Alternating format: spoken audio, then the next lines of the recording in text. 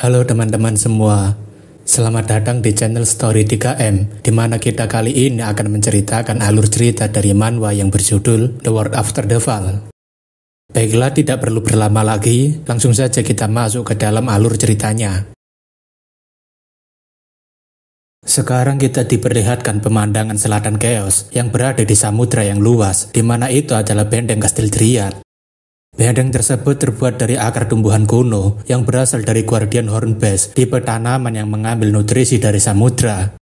Castellan Dryad yaitu Aisha Lincroft, dia mengatakan sepertinya akan ada sesuatu yang buruk yang akan segera terjadi. Seketika itu, Aisha menggunakan top level skill miliknya, yaitu Clairvoyant, untuk melihat apa yang sebenarnya akan terjadi. Dari kejauhan, Aisha melihat adanya sekumpulan pasukan Ghoul yang sedang berjalan menuju ke arah utara. Aisha berpikir kenapa para undead itu bergerak menuju ke arah Gorgon, dan salah satu undead yang bergerak adalah Mega Ghoul Margaret. Karena itu adalah Mega Ghoul, tentunya dia merasakan skill Aisha, dan dia langsung memberikan serangan balik pada Aisha hingga membuatnya harus terkena dampaknya. Aisha berpikir jika ini sungguh gawat, karena Gorgon tidak akan bisa bertahan dalam melawan pasukan Ghoul yang dipimpin oleh Mega Ghoul.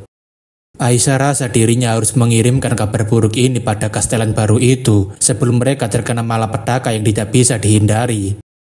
Di jalanan kastil utama Gorgon, tampaknya saat ini sedang berlangsung pertandingan perebutan gelar kastelan yang sangat ramai. Shin Muge, ketua sekte Limitless, dia mengatakan perkembangan acaranya terlalu cepat karena turnamennya sudah mencapai 16 besar dalam waktu 3 hari saja. Seseorang mengatakan itu karena mereka semua adalah kandidat yang kuat, jadi mereka membunuh banyak orang saat masuk babak kualifikasi. Muge mengatakan lama tidak bertemu pada Cheng Ho, dan Cheng Ho juga menyapa Muge dengan ucapan yang sama. Cheng Ho tentunya ingin mengecek apakah kawan lamanya ini masih memiliki kekuatan yang sama seperti dulu, meskipun dia saat ini sudah semakin menua. Cheng Ho mengatakan sepertinya dia sudah menjadi jauh lebih kuat, dan Muge mengatakan bukankah dia juga sama. Cheng Ho mengatakan dirinya cukup terkejut karena pecinta pertarungan seperti dia tidak mengikuti turnamen yang sangat menantang ini.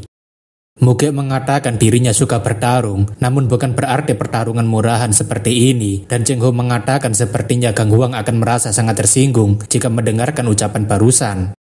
Saat ini, Gang Huang sedang berusaha dengan sangat keras untuk menunjukkan kelayakannya sebagai ketua sekte Flame King. Gang Huang berpikir apakah dirinya berhasil mengenai orang itu, namun sepertinya hal itu tidak sesuai dengan harapannya. Tampaknya, lawan Gang Huang bisa menghindari tebasan api Gang Huang dengan cukup mudah dan bersiap untuk menyerang balik Gang Huang. Pria itu sepertinya sudah sangat ahli dan berada di atas tingkatannya Gang Huang, karena dia bisa menebak pergerakannya Gang Huang dengan mudah. Seketika itu, pria barusan langsung mengerahkan serangannya ke arah Gang Huang, hingga membuat arena pertandingannya hancur. Serangan barusan itu menjadi titik kekalahan Gang Huang yang tidak bisa menangkis ataupun menghindari serangan tersebut, meskipun Gang Huang tidak dibunuh dalam pertarungannya. Muge mengatakan sepertinya teknik itu terasa sangat familiar, dan Cheng Ho mengatakan dirinya setuju. Cheng Ho sangat yakin jika teknik barusan itu adalah Azure Cloud Mystic milik Stillmore Nageyu, dan orang itu pastilah adalah bawahannya. Muge menanyakan memangnya apa yang dilakukan oleh bawahan Heiyu di sini, padahal para monark seharusnya tidak ikut campur dalam urusan di Chaos. Cheng Ho mengatakan entahlah, tapi yang jelas dirinya merasa bahwa para monark sedang merencanakan sesuatu dari turnamen ini. Karena pertandingan babak 16 besar sudah selesai, Jahir memberitahu jika mereka akan segera memasuki babak 8 besar yang sudah sangat dinantikan. Muge menanyakan bukankah babak 8 besar terlalu cepat, dan Cheng Ho mengatakan memang begitulah kastelan saat ini yang tidak sabaran. Pertandingan pertama akan dilakukan oleh salah satu jenderal militer terbaik di Chaos, yaitu ketua klan Scholar Forest, yaitu Zhuge Miyung. Melihat Cheng Ho yang sedang duduk di kursi penonton, Zhuge Miyung seperti ingin memberitahu jika dirinya akan mengalahkan muridnya, yaitu Castellan. Cheng Ho mengatakan apakah bajingan sombong itu ingin menertawainya, dan sepertinya dirinya harus memberikannya beberapa pelajaran. Muge mengatakan agar Cheng Ho menahan amarahnya, karena bocah itu belum berusia 400 tahun, terlebih dirinya penasaran dengan seberapa kuat kastelan itu. Cheng Ho mengatakan sepertinya ini waktu yang sangat tepat, karena ada seseorang yang akan mewakili dirinya untuk memukuli orang itu. Kali ini, Jaehwan akan berhadapan dengan Ju Ge-myung yang digadang-gadang sebagai ahli strategi terbaik di Chaos dengan kecerdasan yang luar biasa. Ju Ge-myung mengatakan dirinya sudah mendengar rencana Castellan yang ingin membentuk pasukan ekspedisi Abyss kedua, tapi sayangnya rencana itu mustahil untuk dilakukan.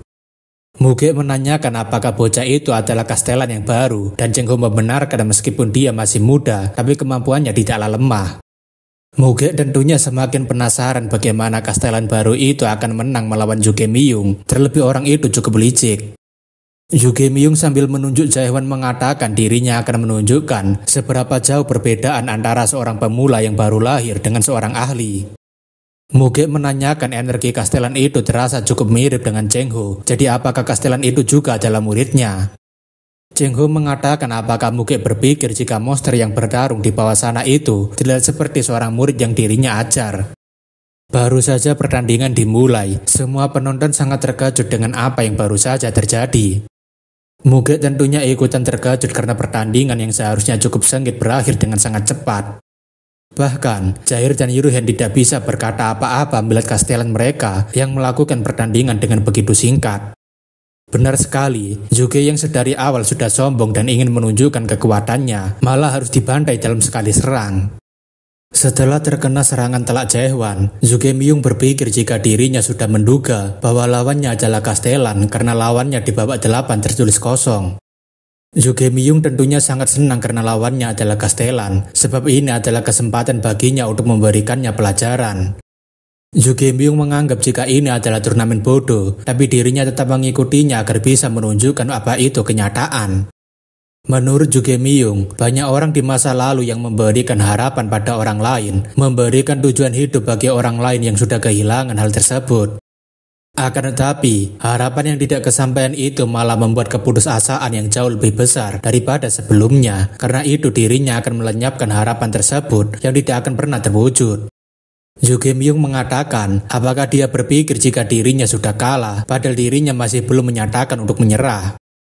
Dalam pikirannya, Ju Ge-myung tidak ingin mengakui kekalahannya, karena itu sama saja dengan mencampakkan prinsipnya selama 400 tahun. Ju Ge-myung berkata bahwa Castellan mengatakan kalau kompetisi ini adalah duel 1 lawan 1, tanpa mengatakan dengan jelas aturan mainnya. Jaehwan tentunya mengingat perkataannya dalam pertandingan 1 lawan 1 yang tidak hanya berfokus pada pertarungan saja, jadi Jaehwan menanyakan memangnya apa yang dia sarankan. Ju Ge-myung mengatakan jika dirinya ingin bertarung 1 lawan 1 dalam hal kecerdasan melawan Castellan, dan seharusnya ini lebih adil jika bertarung sesuai dengan caranya. Para penonton tentunya kecewa karena ketua sekte licik itu tidak mau mengakui kekalahannya. Cheng Ho sudah menduga bahwa orang ini pasti memiliki 1000 alasan ketika dia dikalahkan dalam pertarungan sungguhan. Muge mengatakan menentukan pemenang dalam pertarungan kecerdasan itu sedikit sulit, dan Cheng Ho mengatakan dia pasti mengusulkan game yang sangat dia sukai itu. Jaehwan menanyakan pertarungan kecerdasan seperti apa yang dimaksud, dan Ju Ge-myung mengatakan kalau begitu mereka akan memainkan game kecerdasannya. Seketika itu, arena pertandingan berubah menjadi sebuah arena permainan, di mana tempat itu menampilkan sebuah lingkungan seperti di Mobile Legends. Jaehwan menanyakan memangnya permainan apa yang dimaksud ini, dan Ju Ge-myung mengatakan sesuai dengan judulnya. Ju Ge-myung mengatakan jika World of Strategic Formation adalah game yang diciptakan oleh seorang nightmare bernama Mark yang terinspirasi dari game yang berada di Frontier. Ju Ge-myung mengatakan bahkan ahli strategi di Greatland juga memainkan permainan ini untuk menentukan siapa yang paling pintar.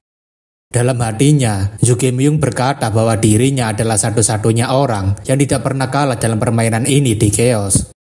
Ju Ge-myung menanyakan apakah dia masih butuh waktu untuk memahami permainannya, tapi Jaehwan mengatakan ini lebih mudah daripada dugaannya. Game ini memiliki skenario utama yang terdiri dari 3 spesies, di mana para player harus menghancurkan semua bangunan musuh dengan mendapatkan item dan melatih prajurit. Jaehwan sudah tahu game yang sangat mirip dengan ini, terlebih tidak ada satupun di bumi yang tidak mengetahui game ini, dan Jaehwan sudah memainkannya jutaan kali. Jaehwan berpikir apanya yang terinspirasi dari game Frontier, dan bukankah Nightmare itu menjiplak karya manusia di bumi. Ju Ge-myung mengatakan jika dirinya akan memilih Lost Garden sebagai battlefield miliknya, dan Jaehwan mengatakan tidak masalah. Dalam pertandingan ini, Jae-won mengambil spesies manusia sebagai pionnya dan Joo Ge-myung mengambil spesies Nightmare sebagai pionnya. Joo Ge-myung berpikir jika pemula bodoh ini malah memilih spesies paling lemah di antara ketiga spesies. Joo Ge-myung memilih Nightmare karena mereka akan semakin bertambah kuat di late game, tapi ada cara untuk memenangkannya di early sampai mid game. Joo Ge-myung akan menggunakan pekerjaannya untuk membangun benteng dan sumber daya, sehingga nantinya dirinya bisa menggunakan pasukan dalam jumlah besar. Namun baru saja Joo Ge-myung akan melakukan langkahnya, prajurit Jae-won sudah membunuh salah satu Nightmare-nya. Tidak hanya itu, pasukan Jae-won lainnya juga sudah menempatkan beberapa prajuritnya untuk menyerang beberapa Nightmare dari kejauhan.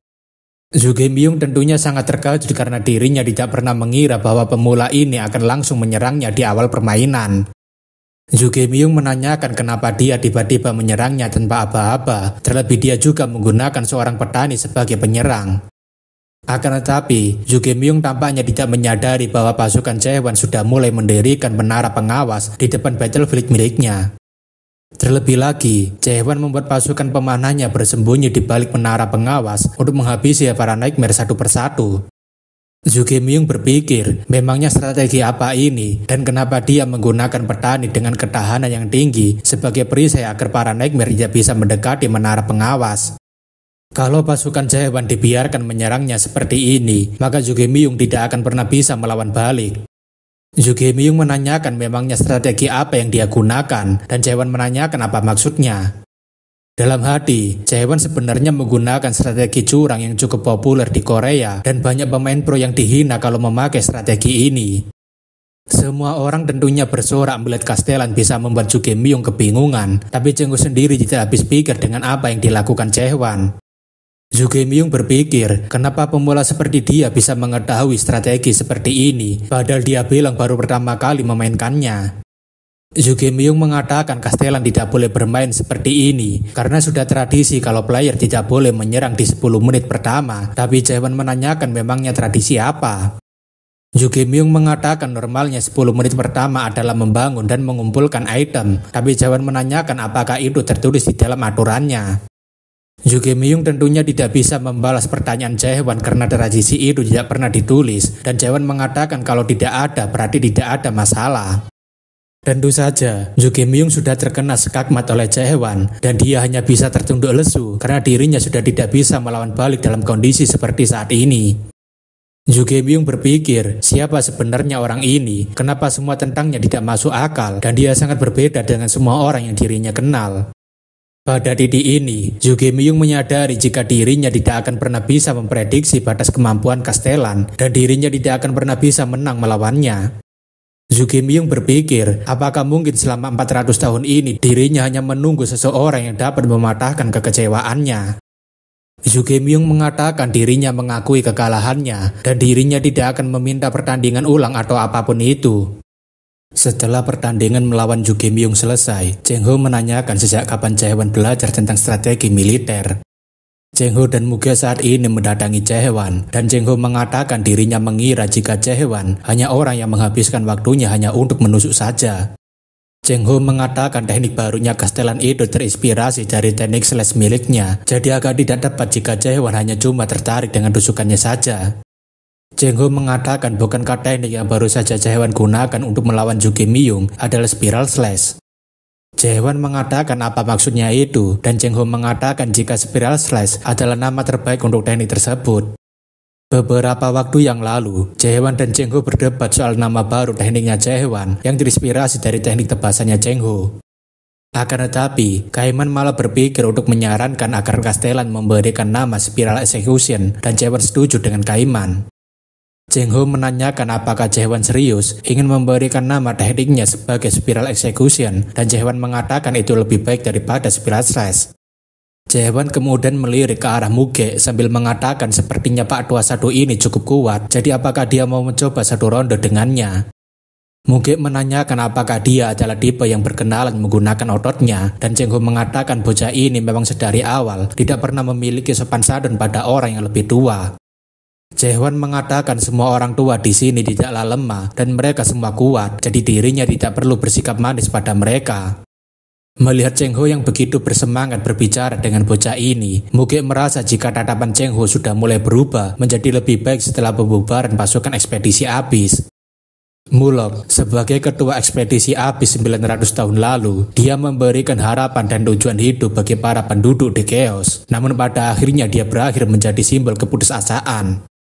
Muge penasaran bagaimana bocah ini dibandingkan dengan Mulok dan apakah dia bisa menggantikan Mulok dengan lebih baik. Sudah jelas sekali jika Muge tahu bahwa bocah ini sangat kuat, bahkan potensinya mungkin bisa melebihi Mulok.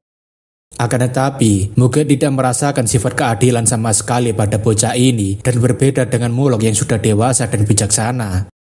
Ditambah lagi, Muge merasa hawa membunuh yang tidak biasa dari bocah ini, padahal mereka hanya saling menatap saja.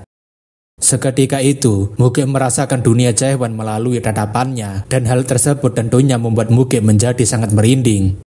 Muge tentunya ingin melihat apakah hawa mengerikan itu benar-benar muncul dari belakangnya, tapi sepertinya itu hanyalah imajinasinya saja. Melalui telepati, Muge menanyakan apakah dia adalah seorang awakender yang sempurna, dan Cheng Ho mengatakan sepertinya Muge sudah sadar. Cheng Ho mengatakan sepertinya pertandingan selanjutnya akan segera dimulai, tapi melihat Jaewan yang langsung maju, Cheng Ho menanyakan dia mau kemana. Muge berpikir, jika dia adalah awakender yang sempurna, apakah mungkin dia telah melewati tahap ketiga awakening? Jaewan mengatakan jika dirinya tidak suka menunggu terlalu lama, karena itu akan menghabiskan banyak waktunya, jadi dirinya akan mempercepatnya. Cheng Ho berpikir memang hal aneh apa lagi yang akan dilakukan bocah itu kali ini, dan sepertinya Cheng Ho memiliki firasat buruk lagi kali ini. Tampaknya, seluruh peserta yang tersisa sudah mulai naik ke atas panggung dan Jaewan sedang menunggu mereka. Jaewan berpikir, di antara mereka semua yang tersisa, kalau dirinya mengecualikan Kaiman dan Yunyong, 3 orang dari mereka terlihat lumayan kuat. Terlebih lagi, Jaewan merasa jika wanita dengan rantai di pinggangnya memiliki sesuatu yang tidak bisa dirinya lihat menggunakan suspension miliknya. Jahir menanyakan kenapa Castellan kemari, padahal sekarang ini masih belum waktunya baginya untuk masuk ke dalam arena pertandingan. Semua orang tentunya langsung heboh karena Castellan memasuki arena dan sepertinya dia akan melakukan gebrakan tidak masuk akal lagi. Jaewan kemudian merebut mic dari Jahir dan Jaewan mengatakan jika mereka semua harus mendengarkannya. Jaewan mengatakan dirinya sudah melihat semua kekuatan peserta yang tersisa dan dirinya sudah tahu peringkat masing-masing dari mereka. Jaewan mengatakan karena dirinya akan sangat bosan menunggu, jadi dirinya berubah pikiran dan akan merubah jalan pertandingannya. Namun sebelum Jaewan selesai berbicara, ketua sekte Holy Maiden, yaitu Jago Reong, dia mengatakan dirinya tidak suka dengannya yang bermain-main sesukanya. Go Reong mengatakan memangnya dia ini siapa sampai bisa mengubah peraturan karena bosan, dan kenapa dia baru mengganti formatnya sekarang.